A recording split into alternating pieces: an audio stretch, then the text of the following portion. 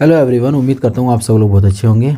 आज का question 2024 set EEZ का है, जो आपसे 2 नंबर में पूछा गया था। ये क्वेश्चन मैक्सिमम जो है 5 नंबर में पूछा जाता था, लेकिन इस सेट में 2 नंबर में पूछा गया है। कोई बात नहीं, हम लोग करते हैं डिस्कस। सबसे पहले एक पासे को उछालना है, ठीक है, और पासे पर घटना है। देख, घटना कौन कौन सी आ सकती हैं। वो कह रहा है पासे पर प्राप्त संख्या 3 का अपवर्ती है को ई से, यानी कि इस घटना का नाम रखेंगे ई। फिर कह रहा है और पासे पर प्राप्त संख्या सम है। अगर सम पासे पर आती है उसको एफ से, यानी कि 2 घटनाएं हैं जिसपे ई घटना है जिसमें 3 का मल्टीपल आना चाहिए, एक घटना एफ है जिसमें सम संख्याएं आनी चाहिए।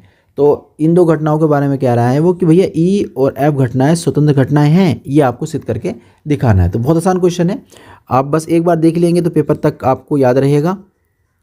एक पासे को उछालने पर कितनी कंडीशन आ सकती है सब जानते हैं।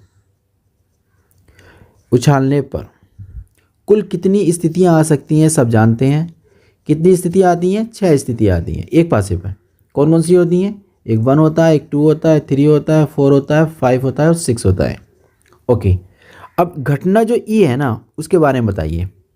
तो ई घटना के बारे में वो कह रहे हैं कि पासे पर प्राप्त संख्या 3 का अपवर्ती आने चाहिए, यानी कि ठीक है, पासे पर प्राप्त संख्या 3 का अवर्त्य आने की घटना। ठीक है, अब कौन कौन से मल्टीपल्स आ सकते हैं 3 के?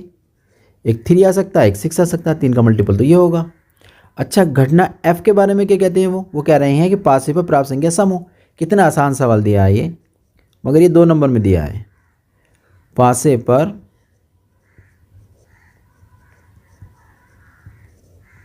प्राप्त संख्या, प्राप्त सम संख्या सम, प्राप्त संख्या सम आने की घटना। तो कौन कौन सी संख्या है सम पासे में आ सकती हैं? 2 आ सकता है, 4 आ सकता है और 6 आ सकता है। हम ना ई और एफ का इंटरसेक्शन भी निकाल लेते हैं। ई और एफ का इंटरसेक्शन दोनों में कॉमन कौन सा एलिमेंट्स होगा? ये 6 एलिमेंट दोनों में है, ये एलिमेंट हमारा कॉमन हो जाएगा। इसके बाद हम लोग प्रायिकता निकालते हैं। प्रायिकता निकालेंगे पहले ई वाले की। ई में टोटल कंडीशन कितनी आई है? 1 और 2। टोटल कंडीशन है 2 आई है, लेकिन पासे में होती है 6 कंडीशन। कुल मिलाकर यहाँ से पी ई की जो प्रायिकता निकल कर आई 1/3। ऐसे निकालेंगे पी एफ की। पी एफ में कितनी कंडीशंस आई हैं? तो पी एफ में 1 2 3, एफ में 3 कंडीशन आई हैं और टोटल कंडीशन 6 थी। तो यहाँ पर पी एफ की जो प्रायिकता बन जाएगी 1/2 बन जाएगी। ठीक है, इसके बाद निकालेंगे हम लोग इंटरसेक्शन वाले की।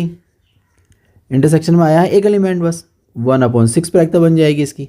इतना हो जाने के बाद क्या करना होता है कि हम लोग ना पी ई और पी एफ की जो प्रायिकता है उनके मल्टीप्लिकेशन करते हैं। 1/3 1/2।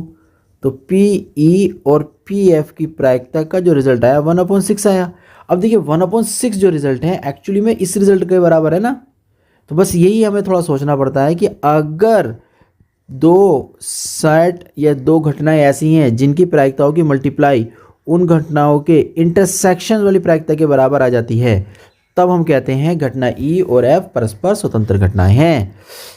बस लिख देंगे अतः ई व एफ स्वतंत्र घटनाएं हैं, बस।